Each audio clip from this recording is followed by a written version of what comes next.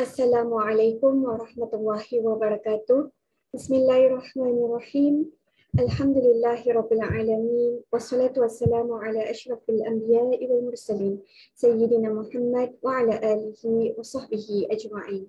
Rabbi shrah li sadri wa yassir li amri wahlul 'uqdatam min lisani yafqahu qawli, amma ba'd. Para penonton yang saya kasihi sekalian, alhamdulillah bersyukur kehadrat Allah Subhanahu wa taala kita ni dapat bertemu lagi pada kali ini dalam pesan da'i dengan bertajuk Amalan di bulan Sya'ban. Alhamdulillah, segala puji bagi Allah, syukur alhamdulillah. Indah lagi lama kita ni dalam saat menghitung hari saja lagi untuk bertemu dengan bulan yang kita ni rindui, iaitu bulan Ramadan. Jadi untuk itu kita ni tetap saja mudah-mudahan kita ni bersemangat dan mudah-mudahan kita ni dipanjangkan umur, diberi kesihatan badan, tubuh badan agar kita ni dapat beribadah dengan lebih banyak lagi di bulan Ramadan, insya-Allah. Amin ya rabbal alamin. Sebelum kita ni melangkah ke bulan Ramadan, sudah tentu kita ni bertemu dahulu dengan satu bulan ini, iaitu bulan Sya'ban. Yang mana di bulan Sya'ban adalah bulan yang ke-8 dalam takwim hijrah. Kenapa dinamakan bulan tersebut sebagai bulan Sya'ban? Kerana banyaknya amal kebajikan yang dilakukan oleh orang yang mengambil peluang ataupun orang yang mengambil kesempatan untuk melakukan amal ibadah di bulan tersebut. Jadinya untuk itu bagi kita ni yang masih saja lagi belum lagi menghabiskan qada puasanya, apa kata di bulan ini kita ni ambil peluang ini, hingga lagi lama kita ni melangkah ke bulan Ramadan, kita ni langsaikan dulu hutang qada kita ni.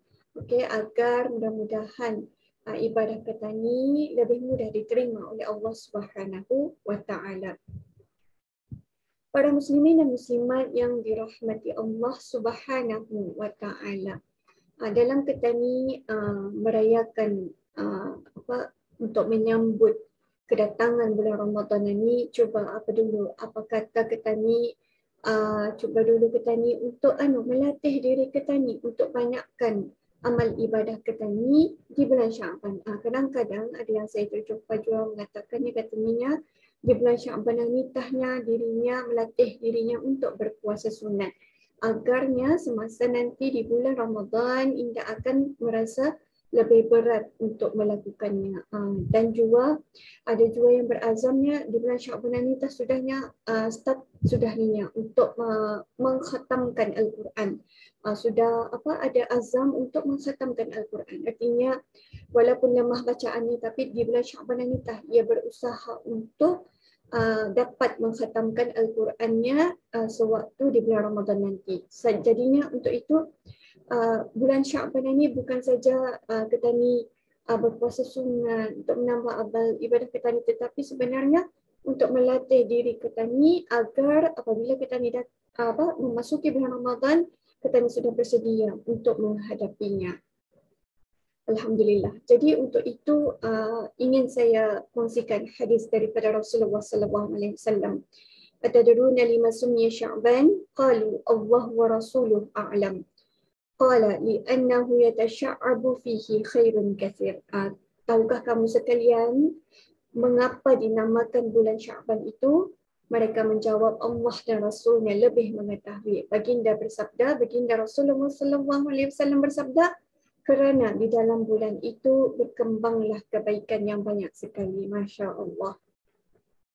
Jadi untuk itu, apa kata kita ni mulakan langkah kita ni untuk bertemu dengan bulan Ramadan dengan memperbanyakkan amal ibadah di bulan Sya'ban juga, insya-Allah.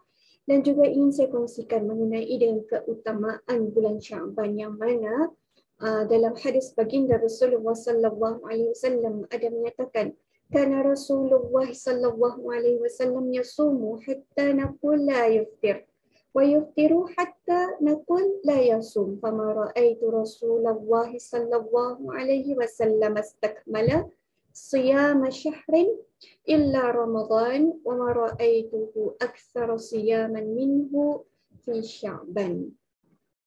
Yang mana hadis tersebut diriwayatkan oleh Bukhari dan juga Muslim. Yang bermaksud adalah Rasulullah SAW sering saja berpuasa hingga kami menyangka bahawa baginda berpuasa berterusan, dan baginda sering berbuka sehingga kami menyangka bahawa baginda akan berbuka seterusnya.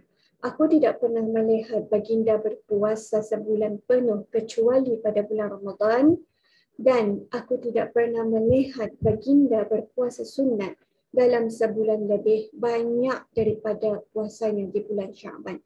Jadi daripada hadis tersebut yang mana diriwayatkan oleh Aisyah radhiyallahu anha, yang mana Sayyidatina Aisyah indah pernah melihat Rasulullah sallallahu alaihi wasallam berpuasa sebulan kecuali di bulan Ramadan, dan baginda Rasulullah sallallahu alaihi wasallam banyak berpuasa di bulan Syaban selain daripada bulan-bulan yang lain. Jadi untuk itu menunjukkan kelebihan bulan Syaban itu, yang mana Rasulullah sallallahu alaihi wasallam sendiri amat gemar untuk berpuasa di bulan tersebut. Subhanallah. Jadi apa kata kita ni, amalkan, jadikan suatu amalan sebagaimana Rasulullah sallallahu alaihi wasallam untuk berpuasa di bulan Syaban. Alhamdulillahirabbil alamin. Syukur kepada Allah Subhanahu wa taala yang memberikan kita ni petunjuk ataupun jalan bagaimana kita ni untuk beramal ibadah melalui daripada sunnah Rasulullah sallallahu alaihi wasallam, yang mana amalan-amalan di bulan Syaban yang boleh kita lakukan sebagaimana seperti Rasulullah sallallahu alaihi wasallam adalah memperbanyak puasa sunat di bulan Syaban. Seperti mana yang saya katakan tadi, yang mana yang saya kongsikan tadi, bahawa hadis Rasulullah sallallahu alaihi wasallam yang mana Sayyidatina Aisyah tidak pernah melihat Rasulullah sallallahu alaihi wasallam berpuasa sebulan kecuali di bulan Ramadan, dan berpuasa lebih banyak dari bulan yang lain selain di bulan Syaban. Jadi untuk itu kita ni sebagai umat Islam di negara Brunei Darussalam terutamanya, kita ni contohilah akhlak baginda Rasulullah sallallahu alaihi wasallam dan juga sunnah baginda Rasulullah sallallahu alaihi wasallam, yang mana untuk memperbanyakkan puasa sunat dan menyemarakkan dan mengagungkan bulan Syaban dengan memperbanyakkan beramal ibadah, insya-Allah. Kemudian lagi di antara amalan-amalan baginda Rasulullah sallallahu alaihi wasallam yang boleh kita ni jadikan sebagai suatu contoh, iaitu dengan memperbanyakkan berdoa, berzikir, berselawat dan sebagainya. Mana saja asalkan bis kita mampu untuk melakukannya dan asalkan bis kita istiqamah dalam melakukannya. Pilih saja mana saja yang bis kita mahu, selawat yang pendek ke, zikir yang panjang ke, mana saja bis kita, mana saja kita ni, pilih saja. Asalkan kita ni memperbanyakkan berzikir kepada Allah Subhanahu wa taala, memperbanyakkan berdoa kepada Allah Subhanahu wa taala, dan juga memperbanyakkan berselawat kepada Rasulullah sallallahu alaihi wasallam. Indah rugi kalau kita ni melakukan perkara ini, bahkan kita ni terapkan juga perkara ini di bulan-bulan yang lain, dan kita ni utamakannya di bulan Syaban. Rasulullah sallallahu alaihi wasallam ada bersabda yang bermaksud, barang siapa yang mengagungkan bulan Syaban, bertakwa kepada Allah, taat kepadanya serta menahan diri daripada perbuatan maksiat, maka Allah Subhanahu wa taala mengampuni semua dosanya dan menyelamatkannya di dalam tahun itu daripada segala macam bencana dan penyakit. Subhanallah. Jadi untuk itu kita ni ambillah peluangannya untuk memperbanyakkan amal ibadah kita ni di bulan Syaban. Subhanallah. Dan seterusnya lagi memperbanyakkan bertaubat. Sudah tentu banyak-banyak bertaubat. Apabila kita ni sudah merasa kita ni melakukan dosa, maka cepat-cepatlah untuk kita ni bertaubat kepada Allah Subhanahu wa taala, kerana terdapat dalam hadis Rasulullah sallallahu alaihi wasallam yang bersabda yang bermaksud, manakala masuk bulan Syaban, sucikanlah dirimu dan perbaiki niatmu. Artinya kita ni perbaiki niat kita ni supaya kita ni tu indah akan melakukan dosa. Artinya kita ni berazam untuk tidak lagi melakukan perkara maksiat. Sucikanlah hati kita ni sucikan diri ketani dan perbaiki niat ketani. Kerana niat itu ketani perlu tajdidkan niat ketani selalu. Perbaharui niat ketani selalu, dan apabila ketani sudah selalu berniat, maka ketani perbaiki lagi niat ketani untuk berazam untuk menjadi orang yang lebih baik, insya-Allah. Kerana ada dalam kata-kata hikmah, ahli hikmah yang mengatakan, katanya sesungguhnya bulan Ramadan adalah bulan untuk ketani, masa untuk ketani menerangkan hati dan jiwa ketani. Manakala bulan Rejab adalah kesempatan untuk meminta ampun daripada segala dosa. Bahkan di bulan Sya'ban pula adalah kesempatan untuk memperbaiki diri daripada segala macam celah. Okey, dan untuk itu ambillah peluang ini untuk kita melatih diri kita ni untuk memperbanyakkan amal ibadah di bulan Sya'ban. Dan seterusnya lagi, alhamdulillah para muslimin dan muslimat yang dirahmati Allah Subhanahu wa taala. Sedia kita ni maklum bahawa dalam bulan Sya'ban sudah tentu ada satu malam, iaitu malam nisfu Sya'ban, yang mana malam tersebut dalam syariat Islam malam yang sunat kita rayakan kerana ia merupakan malam yang paling mustajab dan penuh rahmat Allah Subhanahu wa taala. Jadi bagaimana cara kita ni untuk menghidupkan malam nisfu Sya'ban tersebut adalah kalau kita ni di Brunei ataupun di mana-mana seluruh umat Islam, kebanyakannya kalau di negara jiran kita nikah ataupun di mana-mana, apabila saja malam nisfu Sya'ban itu selepas saja kita ni sembahyang fardu berjemaah, fardu maghrib berjemaah, selepas itu kita ni akan membaca surah Yasin sebanyak 3 kali. Yang mana kita ni merayakan malam tersebut dengan membaca surah Yasin sebanyak 3 kali.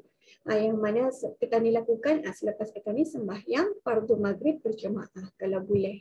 Dan setiap kali selepas kita ni membaca Yasin itu, kita ni baca doa.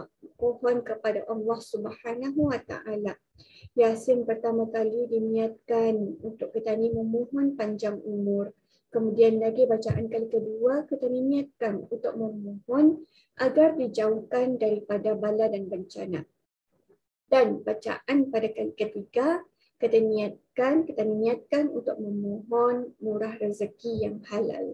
Jadi untuk itu cara macam manitah yang sebenarnya digalakkan oleh agama Islam. Ini saja yang kita ni lakukan.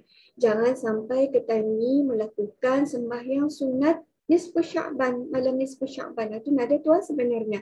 Kerana perkara itu adalah sesuatu bid'ah, yang mana sesuatu bid'ah yang kita ni perlu hati-hati. Jangan kita ni lakukannya. Tidak ada sebenarnya sembahyang sunat malam nisfu Sya'ban. Cukup tak sekadar kita ni melakukan sembahyang fardu 5 waktu, and then selepas sembahyang fardu maghrib berjemaah tu kita ni membaca ramai-ramai, bawa ahli keluarga kita ni, walaupun masa ni kita ni dalam situasi COVID-19, tapi kita ni bawa keluarga kita ni dalam secara maya lah. Kita ni sama-sama beramai-ramai membaca surah Yasin sebanyak 3 kali. Sudah selesai itu kita ni memohon doa kepada Allah Subhanahu wa taala. Dan seterusnya kita ni sembahyang fardu isyak berjemaah, dan selepas itu makan di rumah masing-masing. Tunggulah kalau biasanya kita ni dapat berkumpul untuk sembahyang ramai-ramai, bertahlil ke selepas satu, tapi ini untuk situasi ini lebih baiklah kita ni untuk teranah di rumah. Jadinya kita ni raikan malam nisfu Sya'ban dengan ahli keluarga kita ni sendiri saja. Jangan sampai kita ni langsung indah melakukannya kerana amat rugi bagi orang yang tidak melakukannya. Dan juga jangan sampai kita ni melakukan perkara bid'ah. Jangan sekali-kali berniat sembahyang solat sunat malam nisfu Sya'ban.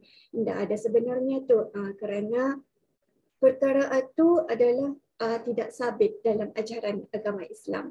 Jadi untuk itu saya nasihatkan nanti kadang 15 Sya'ban ni maritah kita ni beramai-ramai membaca surah Yasin walaupun secara maya dengan ahli keluarga kita ni. Mudah-mudahan dengan amal ibadah tersebut Allah permudahkan segala urusan kita ni, dan Allah angkat wabak penyakit COVID-19 daripada negara kita ni, bumi negara Brunei Darussalam.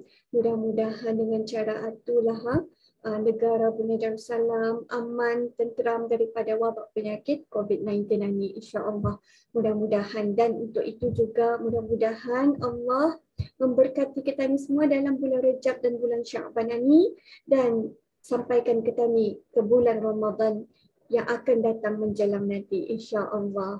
Untuk itu saja kalian mungkin yang dapat saya kongsikan dengan para penonton yang saya kasihi sekalian. Aqulu qawli hadza wa astaghfirullahal azim li wa lakum.